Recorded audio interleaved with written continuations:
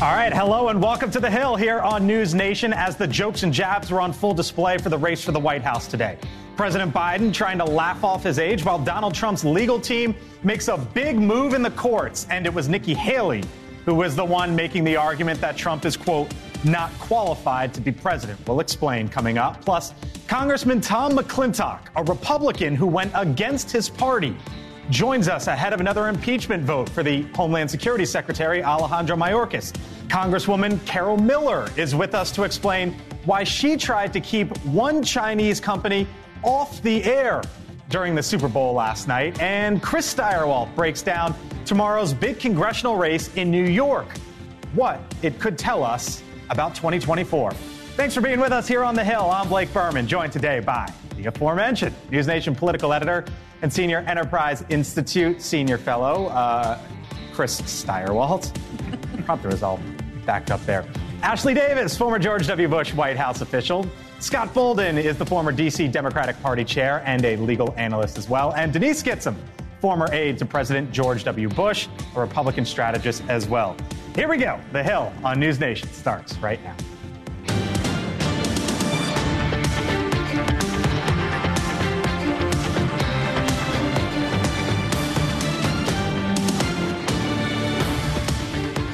All right, come on in. Thanks for being with us here on The Hill. Right off the top, Mahomes, Kelsey, Purdy, even Swift. The big names featured in one of the greatest big games of all time. But if you thought you were finally going to have a night to just put the politics aside, boy, were you wrong last night, because you clearly heard this name as well.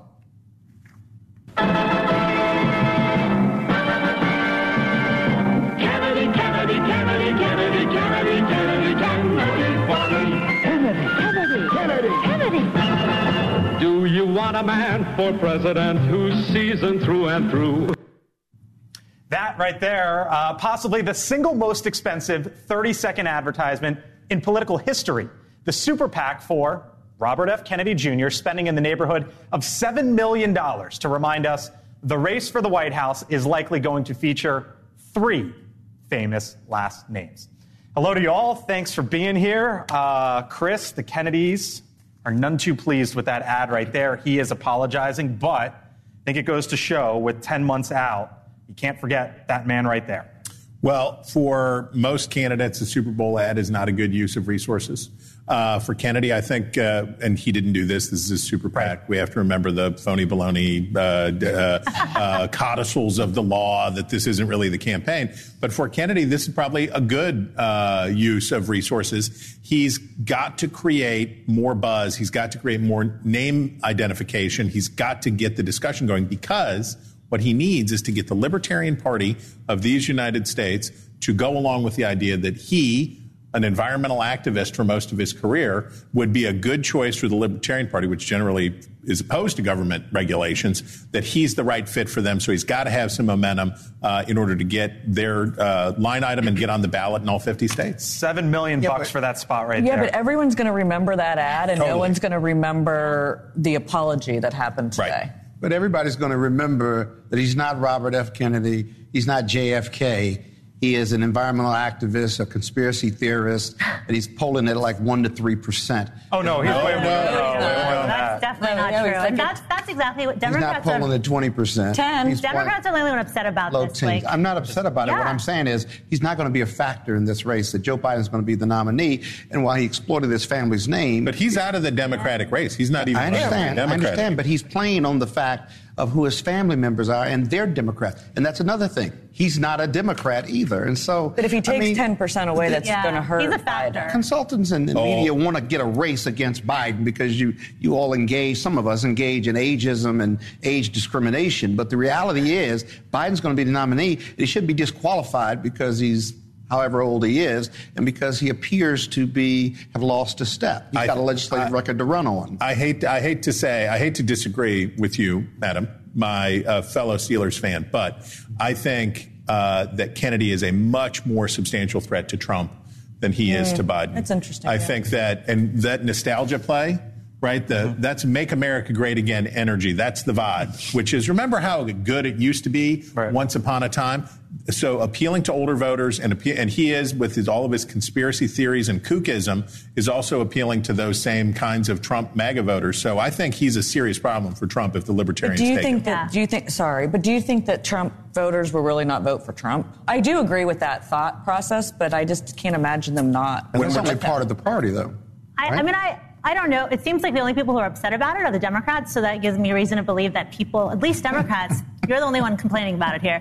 And so I'm not too concerned about Kennedy. But I also don't understand the logic of, I get the name ID thing, that makes total sense. But I also don't understand, that's not really his biggest strength. I think of Kennedy as the guy who's from the outside talking about a lot of things that people on both sides of the aisle think, but don't know how to put into words. And that's why his favorability ratings are over 50%, and 1 in 5 people are considering voting for him. All right. Meantime, the former president, Donald Trump, is now making some pretty big legal moves. First off, he is asking the Supreme Court to continue to place a hold, essentially a delay, really, on the federal case over his actions regarding the 2020 elections in the final weeks of his presidency. Secondly, he wants the full D.C. Court of Appeals to take up the case. Now, earlier this month, 3 judges on that very court, basically the second most important court in the land, rejected his claims that he is immune to consequences from his actions because they occurred while he was president. All right, Scott, what happened? Break it down. So we can unpack this in 2 different ways. One, he's asking the Supreme Court to hear his appeal from the D.C. Circuit Court. Judge Chunkins, the federal district court judge, said if you ask for en banc in her order, staying the action for the appeals to run their course. If you ask for en banc, which is all 8 or 9 justices or judges at the D.C. Circuit Court of Appeals, then the case goes back on the calendar in the federal district court. So Trump is asking for 2 things. One, hear my appeal, but also stay the Judge Chunkins' order so I can go to an en banc decision by the D.C. Circuit. He wants to do that because this is all about delay. If Supreme Court stays it, then he can go en banc. That takes time, and then it'll go up to the Supreme Court. You agree this is just a legal strategy of delay? Absolutely. But also, look, I can barely keep straight all of the different legal strategies that are in play. And I think at the end of the day, I'm a recovering attorney. I don't practice like you still, Scott, but I can't even keep track of what's going on here. So I don't really think that this has any real impact other than what people already feel about the judicial system, which is that it's either inherently biased against or for somebody. What's the impact here, Chris? Well, I mean, while we always care about what the political ramifications of something may or may not be, obviously, this is also how we operate our republic. There are questions sometimes even larger than what are the implications for the next election. And the implications here, basically what Trump has said is that there is no law that applies to the president for actions he undertakes. Richard Nixon very famously once said, it's not illegal if the president does it. It's not illegal if the president does it. And America recoiled from that sort of authoritarianism, goofball business. And Trump's claim of, he called it absolute immunity. The Supreme Court is picking a very difficult path through a minefield this election cycle. We saw it with the arguments on the question of whether Trump could be excluded from the ballot. They're going to have to try to preserve their own credibility, but also to try to preserve the fiber of the republic as part of this ongoing constitutional stress test that we are enduring. So that is Donald Trump over to President Biden now, because 3 House chairmen are asking the Justice Department to provide their committees with the transcript and any audio recordings of President Biden's interviews with the special counsel investigating his handling of classified information. In a post just a little while ago, the GOP Oversight Committee, which is led by Congressman James Comer, said, quote, Americans deserve transparency about President Biden's mental state and his handling of classified documents. In reacting to the report, President Biden said, quote, I've seen the headlines since this report was released about my willful retention of documents. These are not only misleading, they are just plain wrong. Okay, so the bottom line here is we got this report. It was damaging for the president because of those words that described him as an elderly man with poor memory. And now, Ashley, you've got Republicans saying, well, wait a minute, show us the transcripts and we want the audio. Yeah, I mean, I think that they have. I mean, I was going to ask you this question before we started. I think they have to give those. I mean, if one, they could FOIA them, which means to get the any sort of... Do they have to hand them over? I would think they would. It's in the discretion of the special prosecutor. You remember some of these investigations are not only attorney-client privilege, but they could also just be confidential because it's investigative work to reach a conclusion. It'll be up to that special prosecutor. What'll be interesting to watch, though, is if the elected officials, the Republicans who you just named, if the special prosecutor won't turn it over, are they willing to go to court to get the court to order them to turn over the transcripts? So I'm sure what does they it tell are. you? So they're also talking with Robert Hur about having him, the special prosecutor, about having him come up to Capitol Hill and testify. So does that suggest some level of cooperation or not necessarily connecting the dots there? No, not cooperation per se. You got to be careful because the Republicans they don't want to overplay their hand because was the special prosecutor was he in the room when he heard this, or was he just being reported? This was being reported to him. That's the first thing. But the second thing is Biden, depending on who was in there with him and what he heard, and he says it's just not true, he may not object to them releasing the transcripts if he was clear and cogent and in opposite of what the report says. I bet you they get the transcripts, not the audio, if I was a betting girl right now. What were you laughing at there? House Republicans overplay their hand? I can't imagine. Scott, that's a I'm giving Republicans advice now, right? Republicans overplay their hand. I can't imagine. He just came back from the Super Bowl in Vegas. I was really laughing at the notion of the cogent part, like the whole Biden being cogent. Listen, anytime you get a transcript and somebody's off script and off talking points, you sound like an absolute idiot. I can tell you, when I ran for Congress, the local paper interviewed me and they wrote verbatim everything I said, which makes zero sense out of a context of a conversation and back and forth with no tonal intonations or understanding of that. It is going to be disastrous. Democrats are really coming down on Robert Hur, and Joe Biden alluded to this as being some sort of a partisan exercise, and they're trying to turn this into that this was, gross negligence or something malicious by Robert Hur. Here's the problem the Democrats have. Joe Biden is in trouble from this report because the 10 words that Robert Hur used to describe Joe Biden were accurate, and they will stick and they will hang. I called it an epitaph for Democrats' hopes for an easier win over Donald Trump. That's the problem with this report. It's not Robert Hur. It's the fact that he nailed what public sentiment around this is. Okay, meantime, some welcome news, no matter who you are, what party you belong to. The number 2 House Republican, Steve Scalise, is in remission from his cancer and is returning to Congress after finishing treatment. It's also, politically at least, welcome news for the House Speaker Mike Johnson because House Republicans will have one more vote in their pocket. Now, tomorrow night, potentially somewhere at around this time, the GOP will need that extra vote, just that one vote, as it tries for a second time to impeach the Homeland Security Secretary, Alejandro Mayorkas. Last week, when that first attempt failed, the vote was tied. Joining us now is one of the 3 House Republicans who voted against impeaching Mayorkas. He is the Republican from California, Congressman Tom McClintock. Congressman, thanks for being back here on the Hill. Appreciate the time. The vote is tomorrow. You were one of 3 House Republicans who said Alejandro Mayorkas should not be impeached. Is that how you're going to vote tomorrow, or have you changed your mind? Well, the Constitution hasn't changed since last week, so my vote's not going to change. These are the same reasons I vigorously opposed the sham impeachments of Donald Trump. It dumbs down the standard for impeachment. It assures it's going to become a constant fixture in our national life whenever the White House is held by one party and the Congress by the other. Look, Mayorkas is guilty of maladministration on a cosmic scale, but that's not grounds for impeachment. We know that because the founders specifically considered it and rejected it. Instead, they chose the very narrow grounds of high crimes and misdemeanors, actual crimes using the office. They didn't want policy and political disputes to be turned into impeachments. Describe the pressure to me, Congressman, from those on your side of the aisle to flip the vote. And what's it been like from Mike Johnson? Mike called me. I explained my reasons. He was very respectful of them, and that was it. I have not had any pressure put on me. Maybe it's because, as Churchill said, they can't kick me around. I'm not kickable. Okay. Mike Gallagher, your colleague, Republican from Wisconsin, seen as a rising star at one point within the Republican Party. Like you, he voted against the impeachment. And unlike you, over the weekend, he announced that he's not going to be seeking re-election. Have you, first off, what do you make of the decision from Mike Gallagher? And secondly, have you given any thought that, you know what, maybe Mike Gallagher's doing the right thing, and that's the path forward for someone like yourself? No, Winston Churchill was once asked that question, and his response was, I fight for my corner, and I leave when the pub closes. I was devastated by Mike's announcement because I think he is a very capable and principled individual.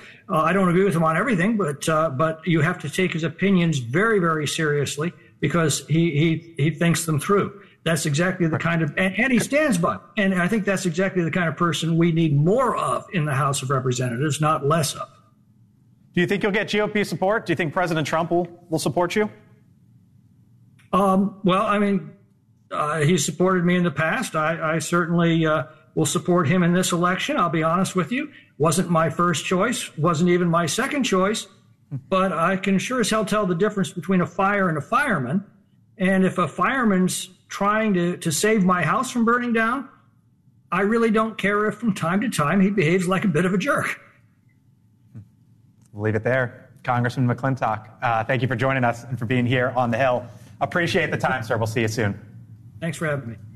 Yep. Ashley?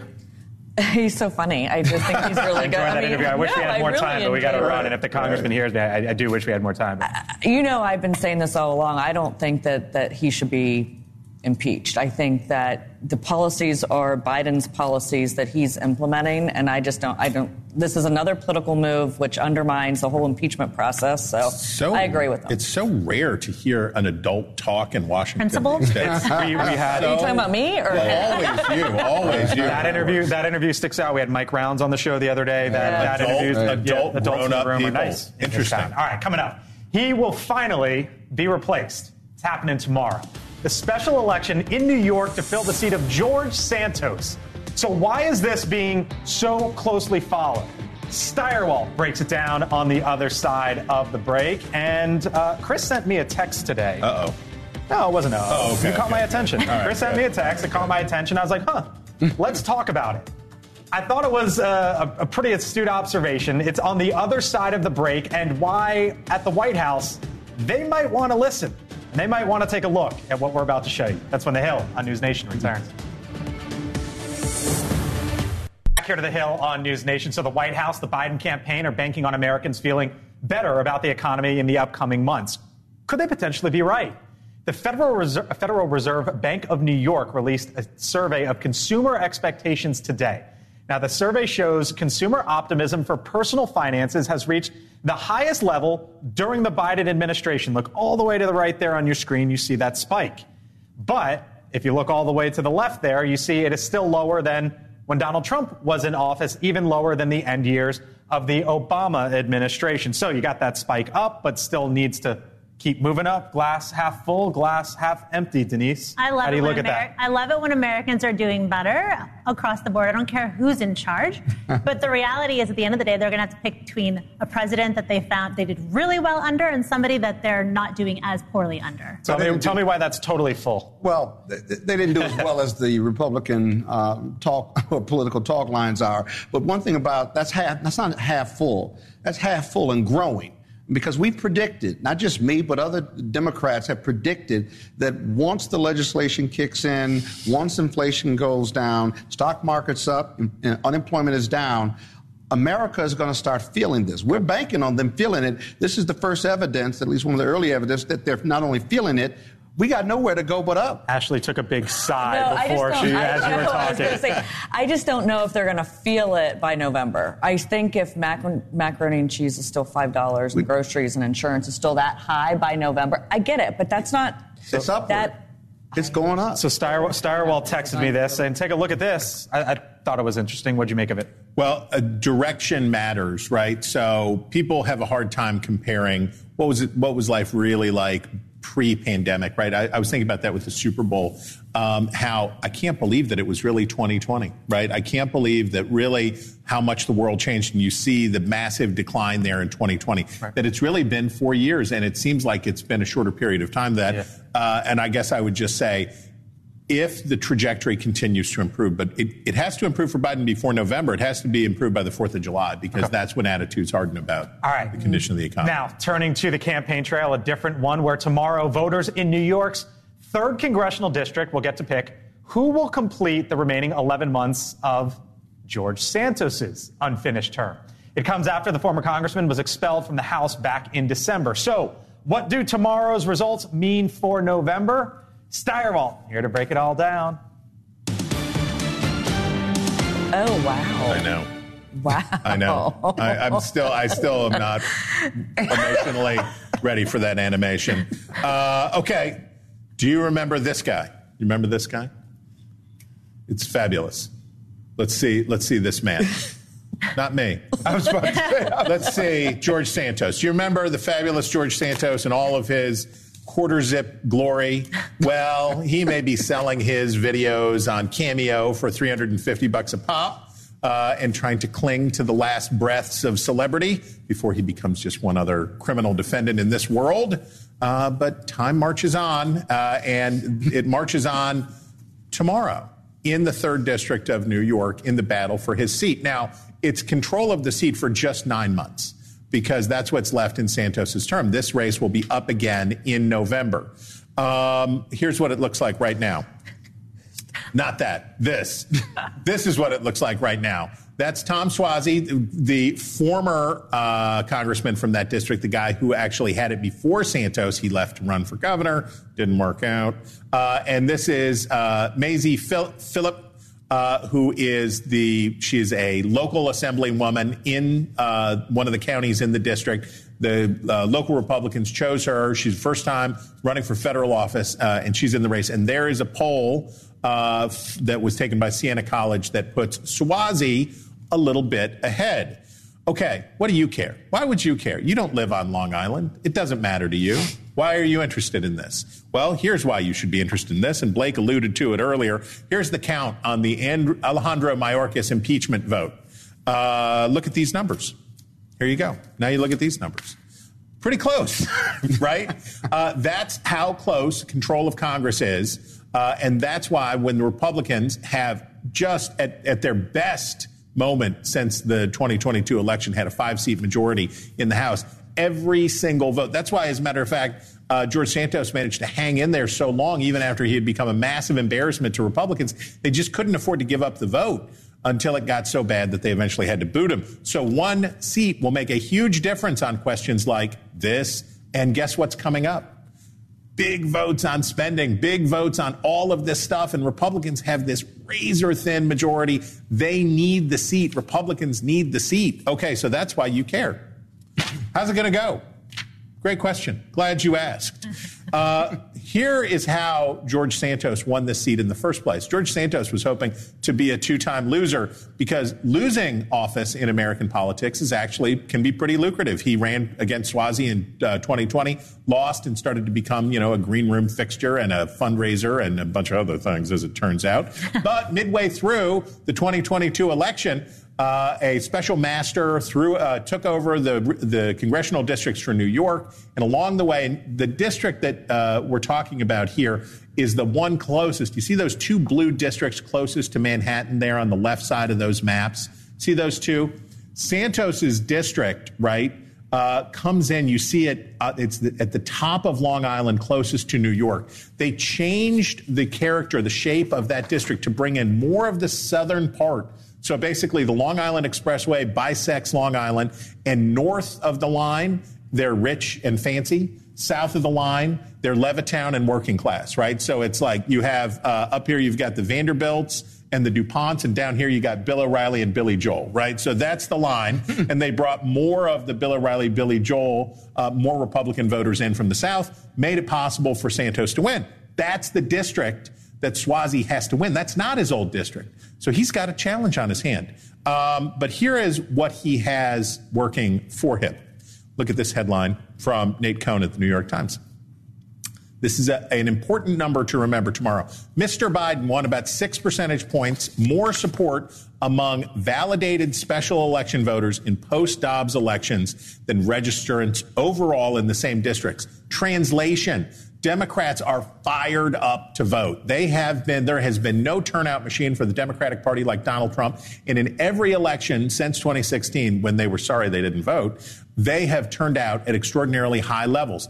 That is what Swazi has to hope carries him over tomorrow. But of course, as added bonus excitement, there's a snowstorm coming into New York tomorrow, and we'll get to see how that affects turnout. If you want to know how big a nerd I am, weather forecasts for special elections count as things I get excited about. Steyerwalt breaks it down. You mentioned Levittown. My family in Levittown. Is that right? Yep, that watches the show. So hello, Levittown, New York. Who was the woman in that picture with Santos? That was Santos. Oh, he dressed as a woman? Come on. No, I've never seen that Don't one before. other him. Don't You other didn't him. recognize him? He's crying out loud. I didn't think his makeup was that good. Can we go back to the No, we opening can't. for Steyerwalt, People are having please? dinner. Coming up here on the Hill, Ashley, there is much more ahead. Ashley. Why was the governor of California in Nevada hanging out at a Vegas nightclub with the A-listers? Look at this picture right here. You see that? Take a look. I'll give you a few seconds. We want to know, what do you see? Is that Hillary Clinton? We'll discuss it on the other side of the break. And it was one of the featured companies during the Super Bowl, and it's one of the biggest in China. Why one lawmaker tried to keep Temu off the air, and we will speak with her when The Hill on NewsNation returns.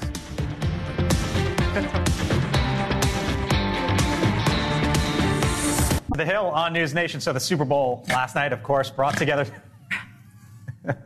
You got to warn me when Guy brought Fieri's together coming. some of the biggest names in Vegas over the weekend. Michael Rubin, the CEO of Fanatics, one of the leading sportswear retailers, hosted a massive Super Bowl party. I believe those are some of the pictures there. Yeah, there you go. Peyton Manning, Jelly Roll, etc. Among the celebrities there, the California governor, Gavin Newsom, alongside the comedian and actor Kevin Hart. All right, so that picture there, the California governor at the big Vegas nightclub party. What do you see? Apparently he's trying to get a DraftKings sponsorship with Kevin Hart. But listen, he's doing nothing new. I'm from California, and while our state has the dubious distinction of having the highest poverty rate in the nation, Gavin Newsom continues to go after hanging out with all the fancy people that he grew up with, completely out of touch with the people of California, and driving our economy, our quality of life, and our education system down the toilet. Because he went to a Super Bowl party. He's governor of California. The 49ers from San Francisco are in the Super Bowl. He's here to support them. And he's around celebrities all the time because he's the governor of California. I think it's a non-issue. Kevin McCarthy, former Speaker of the House, the Republican Speaker of the House. He was at the game. How do you know he was at the game? Well, because he was about 6 rows in front of me, what have you. Scott took the red eye to get here today from Vegas. I love NewsNation. What do you see there real quick? Ashley? I actually agree with you. I don't think. He's always around celebrities. This is his thing. White House Correspondents' Dinner in D.C., he's around all the celebrities, if there are D.C. He's a celebrity. If the move to have Biden step aside gains serious momentum, and I'm not saying that's why he was there. I agree with you, Counselor. I think that's generally where it's at. But that's the guy, not Kevin Hart. That's the guy who I think would pose the most. Well, more importantly, though, how do you get her off the ballot then? Well, they have to run for it, and it would happen at the convention, and it would be a real goat rodeo. Yeah. All right. President Biden, meantime, was among millions of Americans watching last night's big game. During all of the action, the Biden campaign was also making some pretty big moves to try to appeal to young voters by launching an official TikTok account. The first post, a Super Bowl-themed video. Watch. Chiefs or Niners? Two great quarterbacks, hard to decide. But if I didn't say I was for the Eagles, then I'd be sleeping alone. My wife's a Philly girl. Trump or Biden? Are you kidding? Biden. All right, joining us now, Victor Shi and Brylan Hollyhan. Victor is the youngest elected delegate for Joe Biden back in 2020. Brylan is the co-chair of the RNC Youth Advisory Council and the editor-in-chief of the Truth Gazette, both joining us here live, left and right. Biden today, by the way, tried to laugh off what very well could be the signature issue of his candidacy, or at least one of the big questions across the country, his age earlier today. Watch.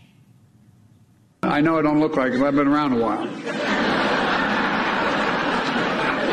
I do remember that. All right, that was the president earlier today. Victor, TikTok account for the president.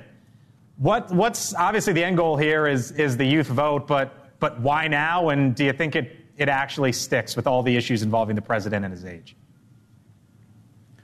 Look, I think launching a TikTok is an important tool that's in President Biden's toolbox. I think it's necessary. It's where young voters consume their information. And for a growing part of the electorate, I think it's a smart strategy from the Biden campaign. But I think one thing that's important to note here is that this campaign is more than just this TikTok account. They've launched a youth engagement program. They are really working hard to engage young people on the campaign trail. You're seeing people like Vice President Harris really be sort of the person who's out there and really mobilizing young people. We're seeing President Biden also trying to do that now on TikTok. And I think the closer we get to Election Day, you're going to start seeing a lot of these efforts, both online, but also in person on college campuses, really trying to work with them to make sure that young people are educated and informed about this election.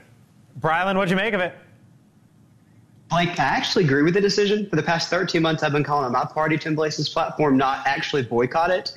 Why? Because if Republicans leave it, the only voice in the platform is going to be the left. It's only going to be Joe Biden. And majority of my generation solely watches TikTok to get the information. So we have to get in that echo chamber. We have to be on there. I've been calling for it, but Biden hasn't. It appears that he's actually the hypocrite in chief. Just a few months ago, he signed a law to ban TikTok on all federal devices. His administration also declared their platform a, quote, national security threat. Yet last night, his team saw those thinking poll numbers and decided they were desperate enough to ignore their own federal ban and join that out. What about it, Victor? I mean, the White House was asked about it today, basically said, that's campaign stuff, and we still think there's national security concerns there. Well, I think that's right. And you saw it in some of what they said yesterday is that they still acknowledge that there are real national security threats. And I think the government and the campaign are two separate entities. The government, I think you can talk about the national security concerns there. But when it comes to the campaign, they've tried to make it as safe as possible. And they've said that yesterday through campaign officials. Yeah, I mean, you can try to make TikTok as safe as possible all you want. But the underlying issues there. But before we go, I want to ask you, because both of these candidates are in their late 70s, early 80s. You two have a long way to go to get there. And when folks are asked, Biden, Trump, or neither, are they too old for another term for president? Basically, 6 out of 10 Americans say both are too old, but the issue is seemingly a bigger one for the current commander-in-chief. Last word to you both. Victor, how much does that worry you? And do you really want a president potentially being 86 years old? Look, the age factor is a big problem, and I think, both candidates are up there in age, and if it were my sort of, decision, I would definitely want a younger person, but this is the choice facing our country right now. We have someone who's about to be 82, we have someone who's about to be 78, and those are both old people, but there's one that has gotten real things done for real people, and I think that's going to matter in this election, and that's going to be the choice that most Americans see heading into this election. Blake, look at last week's special counsel report. We're not even concerned about age for my generation. We're more concerned about the mental fitness of one candidate. Clearly, one's more mentally competent than the other. Biden's own appointed special counsel determined he was too mentally incapacitated to be charged with the crime. Why should the American people believe he's mentally fit enough to be our commander-in-chief? It's not right. He's physically unfit to be president. He should be in a retirement home, not back in the Oval Office. We'll leave it there, Victor. One point on that? Oh. Real quick, Victor. The special counsel report, it was written by a lawyer, not a medical doctor, and I think people should sort of understand that fact. Biden's DOJ appointed him, so. Victor, Brylan, thank you both. I know you could do this all day long. Appreciate the time. Thank you both. We'll have you on back.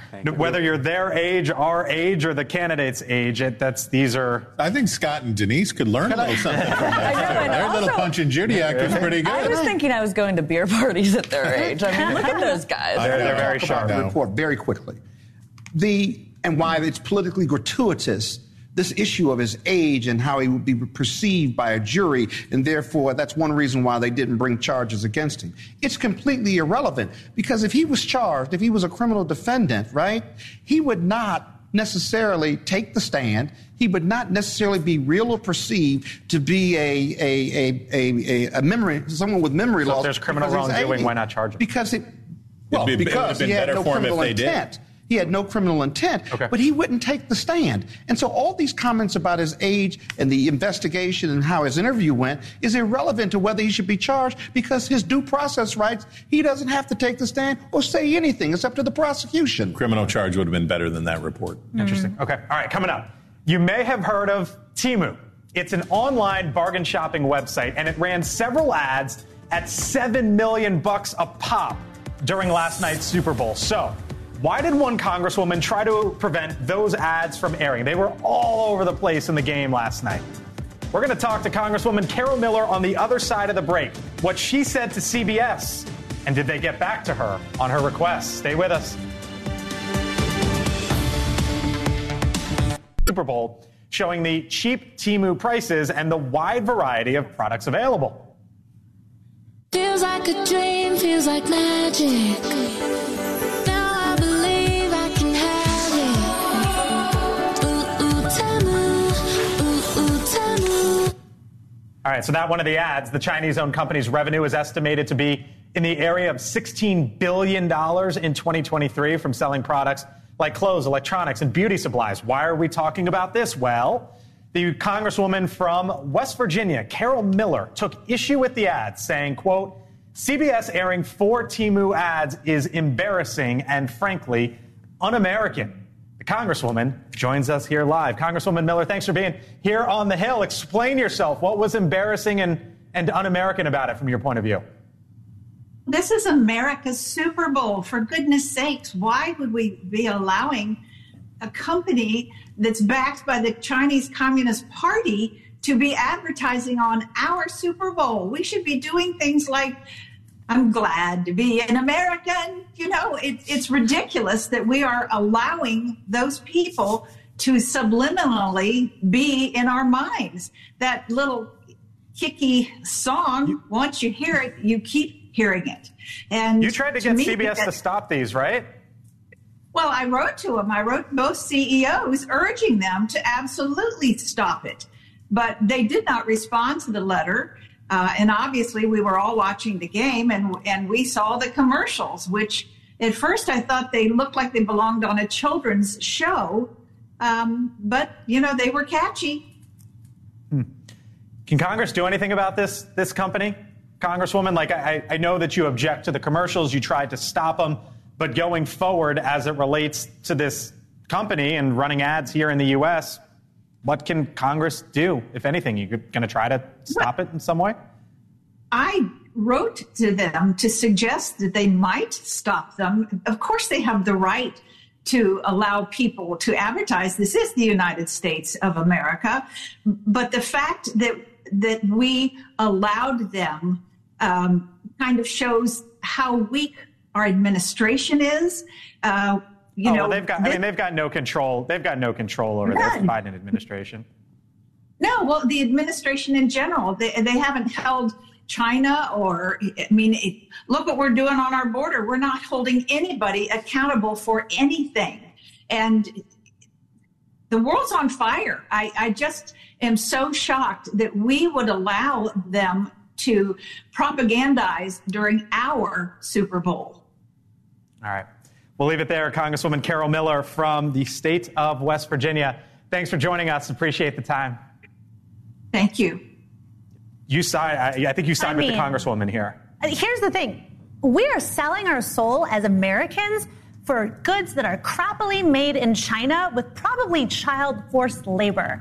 And the damage that is being done to American companies and American workers is something that will not be lost on many people. The problem is, instead of just pointing out the problem, we actually need to start educating Americans about the real damage that's being done through these apps that are promoted by the Communist Party of China, through retail and entertainment means. And if we don't get smarter, if we don't at least get as smart as China is about blocking things that are fundamentally undermining our democracy, then we're going to end up in a very bad place. If we're not going to stop TikTok, which we haven't, I saw that big congressional hearing in the middle of last year. We're going to stop them. We're going to get it. We're going to do this, whatever. Nothing. It's hard right? to do. So, and that was my question in part to the Congresswoman of what can Congress do about it? And I'm not sure there's any sort of answer. Educate. It's a really, really, really hard issue. No, there's an education element here. Well, listen, I tend to agree with you about the damage being done. I'm just glad you didn't blame Biden for that, like the person who was being interviewed. Because he can't, because we're a capitalistic society. These are private company decisions that are being made, and it's for revenue. That's not Biden's fault. All I can tell you is, as a West Virginian, I dare anybody to match the ability to include a sung portion of a Lee Greenwood song in your interview. The first district of West Virginia delivers the goods. By the way, there was a class action lawsuit I should mention against Temu. How was the Super Bowl, my man? It was boring. Come on, you can't say that. You can't tell America that you went to the Super Bowl and it was boring. You saw replays and stuff. Yeah. It was great, and it gets rave reviews. But there, because it was low scoring, it was a defensive gem for both teams, and neither team scored more than 20 points in the entire game, the 4 quarters. So how could that be exciting to watch if you the AFC won? Man, I want to live the life of Scott Bolden. If he goes to the Super Bowl and says that, whatever. Super Bowl was mid. All right. I didn't leave, by the way. I watched the whole game. Good for you. Good stuff. Thank you for flying back up, by the way. Absolutely. Took the red eye. Great to be with you all here. Fun show. Other side of the break, by the way, he was criticized for not visiting East Palestine, Ohio after the toxic train derailment. But more than a year later, we finally know when President Biden will be heading to East Palestine. We'll tell you when. Leland Vitter, on the other side of the break, joins me. Stay with us. Back. So before we go, President Biden will visit East Palestine, Ohio on Friday. It'll be the first visit for the president just over a year after the town's toxic train derailment. Leland Vitter, host of On Balance. At your service. Happy Monday. Happy Monday. And to you. I wonder what the reception's going to be like. Good question. Frosty, perhaps. Yeah, Not as probably somewhere in there. Something like in Ohio, February. Yeah, I was going to say something like the weather, probably, right? Yeah, on a Friday right before President's Day weekend. I think what this underlines is that so many of the issues that East Palestine brought up, which is the urban-rural divide in America, the elite versus everybody else divide in America, the things that the train derailment laid bare, the feeling of economic uncertainty by working-class Americans, the shift to the Republican Party by rural Democrats, all of those issues are exactly the same as they were a year ago. Yep. President Biden going there, and there's obviously